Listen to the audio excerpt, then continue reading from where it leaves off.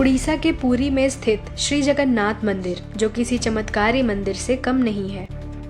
बहुत कोशिशों के बाद भी साइंस यहाँ के रहस्यों को अब तक नहीं समझ पाई। वहाँ की जितनी भी कहानियाँ हैं वो सब ये दर्शाती हैं कि श्री कृष्ण आज भी जीवित हैं।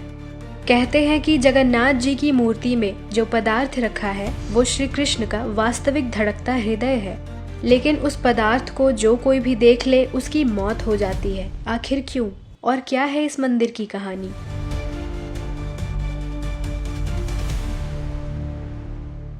दोस्तों, पुरी का श्री जगन्नाथ मंदिर 4 धामों में से एक है और इस मंदिर के निर्माण की बहुत ही अनोखी कहानी है। एक बार की बात है, श्री कृष्ण जंगल में विश्राम कर रहे थे।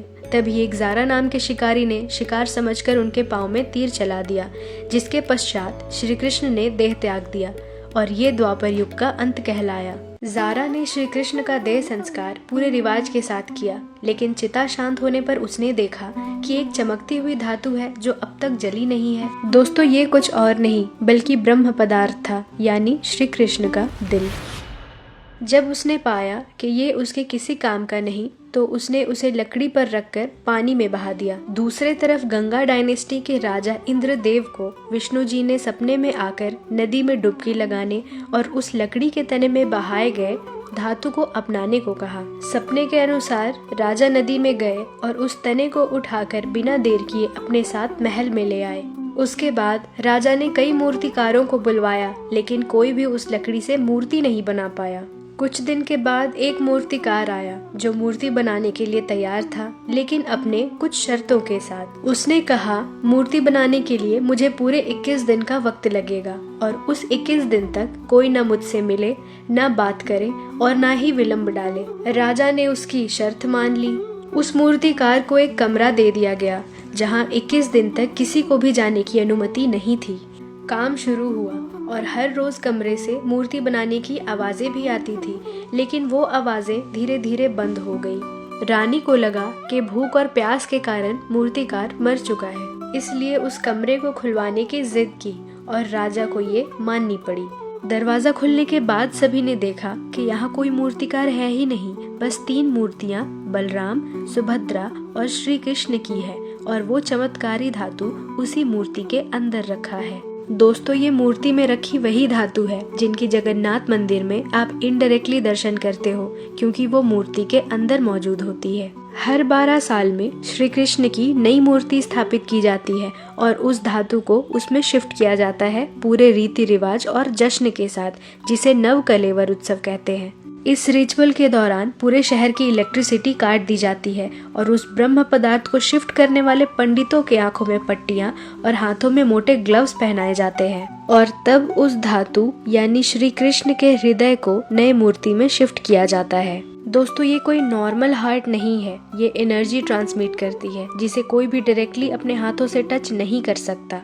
इस ब्रह्म पदार्थ में से डिवाइन एनर्जी निकलती है जो नॉर्मल इंसान के लिए इसे देख पाना या छूना मुमकिन ही नहीं है, इसलिए अगर कोई भी इसे देखे तो उसकी मौत हो जाती है। जितनी भव्य इस मंदिर की कहानियां हैं, उतना ही अनोखा वहां जाकर इसे एक्सपीरियंस करना है। आज भी यहाँ इतने चमत्कार देखे जाते हैं जो हर कोई समझ नहीं पाता, लेकिन हम सब जानते हैं ये श्री कृष्ण की लीला है।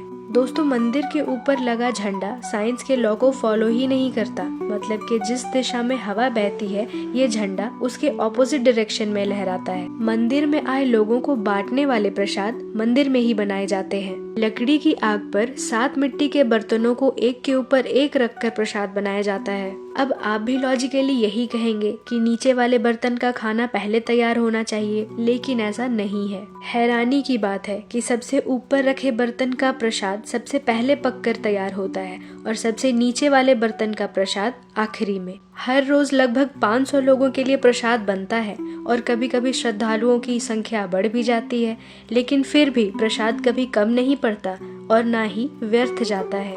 दोस्तों, इस मंदिर में अंदर जाकर भगवान जगन्नाथ के दर्शन करने का सौभाग्य बस हम हिंदुओं को ही प्राप्त हुआ है। चाहे कितने भी बड़े पर्सनालिटीज हों, जैसे हमारे former prime minister Indira Gandhi, संत कबीर, लॉर्ड कर्जन, दूसरे धर्म के लोग बस बाहर से ही दर्शन कर सकते हैं, इन्हें अंदर जाने की अनुमति नहीं है।